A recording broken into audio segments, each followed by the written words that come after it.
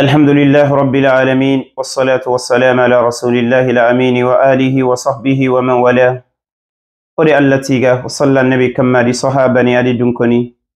على سير وسير يا خديا ما وندي ينكوتا الله غن ندخ سكا النبي جمعنا يوم القيامة الله تعالى غن نحمل جارنا الله غن ندخ سترني الله غن نلغرين سيرون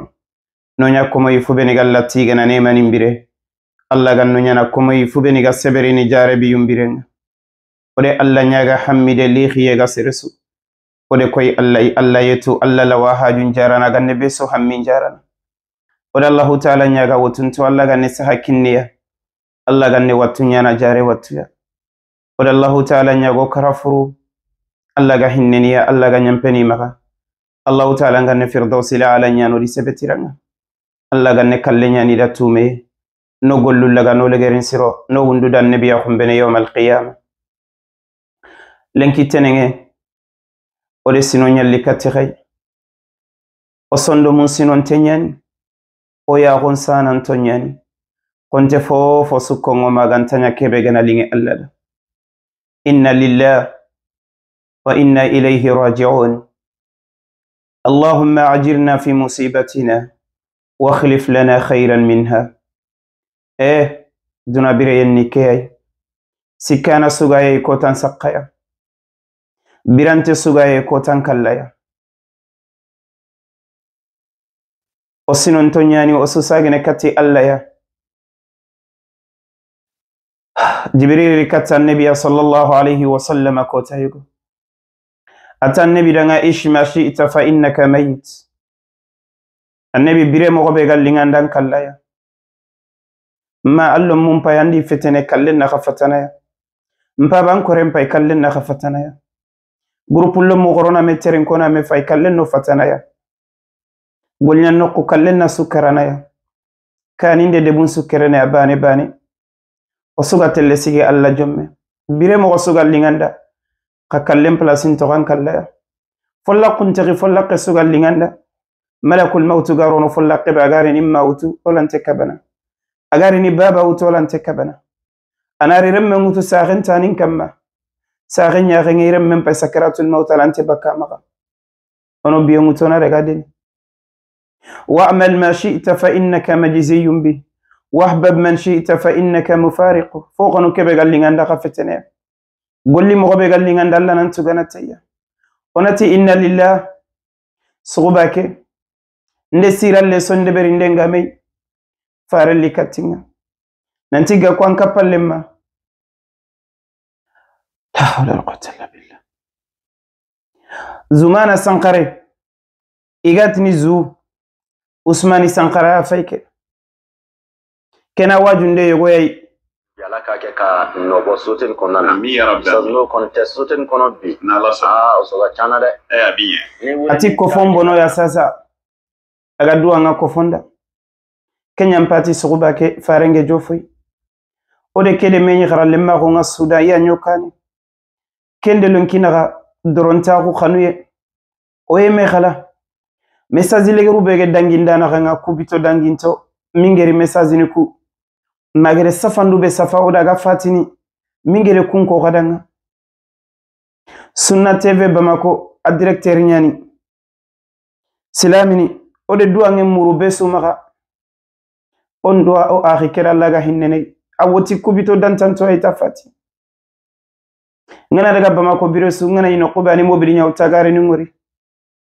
khalisa gasire projet ni yogoni no nda masala kama adi laydul laga adi khannen kini yogoni walakin kallen yalla gede wutu wuri mesogo hammi nyinga akhi be go maga burkina bangi age fatini ro munto ko maga soro fillano magano ngala timeni kun hammindi ngara wuya nyaxunga bawni fa ba fatidi ma yanto qisagenyo maga jarande sagende o jolliti katinga time sagiga baka watte kedi ro mun qalifinga sagen pati kullu mungo magano yerun qadi fotana gafati ya garenya ni na fabento ko ansorne katiro maren qorene tamude fillo ay sino tamude fillo kun qafaba fay ko manyay khar daru mewle 200 milliards deni fabente sefene imme lendum bunyantori ko gana fati kuni gakon la timeni nyai khadi o ma de lumunu kuro ga isoro gonontani wutu o esikite odoga kalla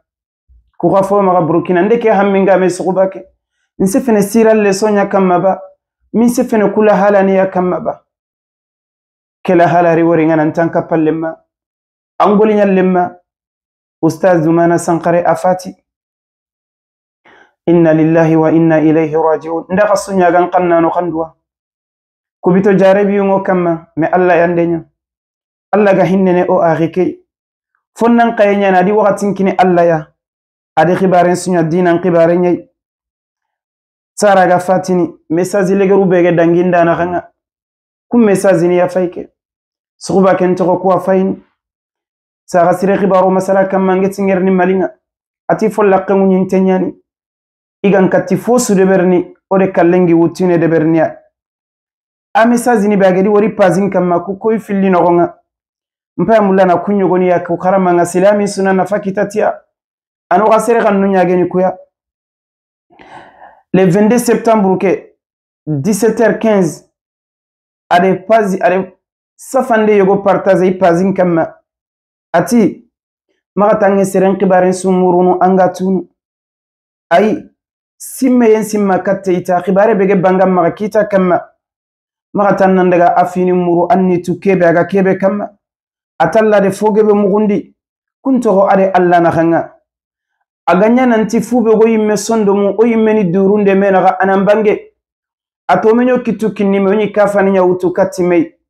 ande go fayta unu salobane no go fayi gene domi iganne khangan ni yumbangandi ni waratabe ke kamma kan ta yigene domi